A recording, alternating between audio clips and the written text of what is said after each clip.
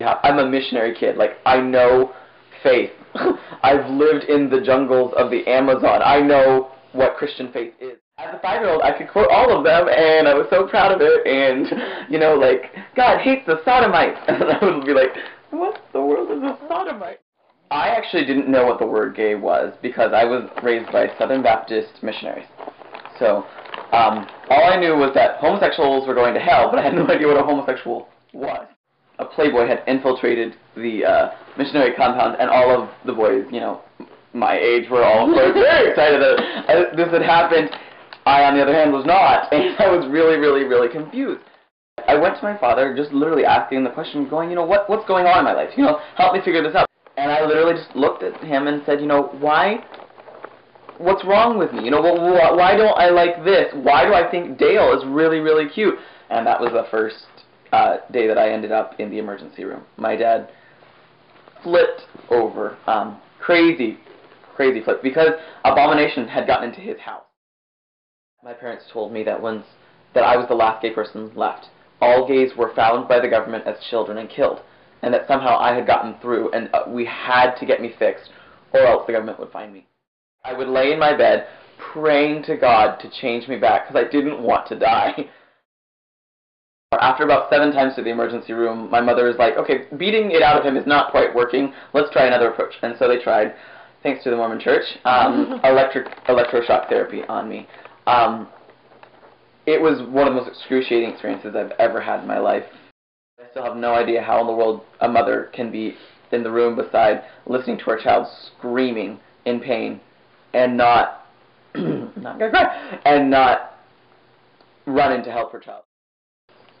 The problem is that after all of this was happening, I'm a very huge supporter of the Trevor Project because I had severe problems with suicide. Severe problems. When you're going through, I mean, when you know that tomorrow you're going to be shocked again, your body just gives up. You're done. You're really just done. I tried it twice and failed without my parents finding out. The third time, we lived on a 3-story building. I was standing on the roof. My mom came running up and told me that she would love me again if I would just change. You know, everything would be okay. She would love me again. All of the pain would stop if you would just change back. The best thing here to do is just to lie to them, because apparently I've been lying to them for 12 years, so I might as well, you know, maybe I can hold off this lie a few more. So I turned around, and it was the whole, you know, Hallmark picture movie kind of a thing, you know. Son runs back into his mother's arms as a straight boy, no longer gay, blah, blah, blah. Mother cries. Everything's happy, cheerful.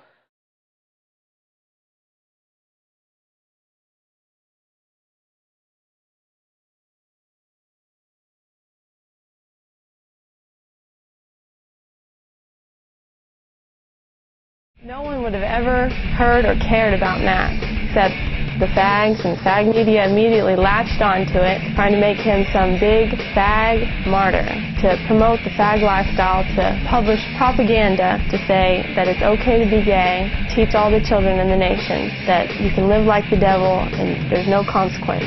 We say that Matt is in hell, and we carry this sign because this nation sees it as fags are so mistreated. That helps them promote the idea that it's just an innocent alternate lifestyle, because these people exalt him as some kind of hero, some kind of martyr, that he's died for some righteous cause. Matt was a proud fag. God says it's an abomination to be a fag. There's nothing righteous or holy about it. He's in hell. Matt Shepard was busy trolling for fag sex and drugs in a bar. Matt was a drug-dealing fag. Matt was up to no good. He's not a hero. He's far from it. My orientation has nothing to do truly with my faith. My faith is between me and God, which is kind of funny. Well, if you consider God a male, but you know, like, it's one of those. I don't have any qualms about it. I see myself as a 100% Christian, just as any other. Love is love. And that's what my goal is just to break a mindset. I'm happy with who I am now. If we weren't active, if we didn't fight, we would never change. And so I fight for the change. Yeah, change is gonna come. Change will not come if we wait for someone or someone.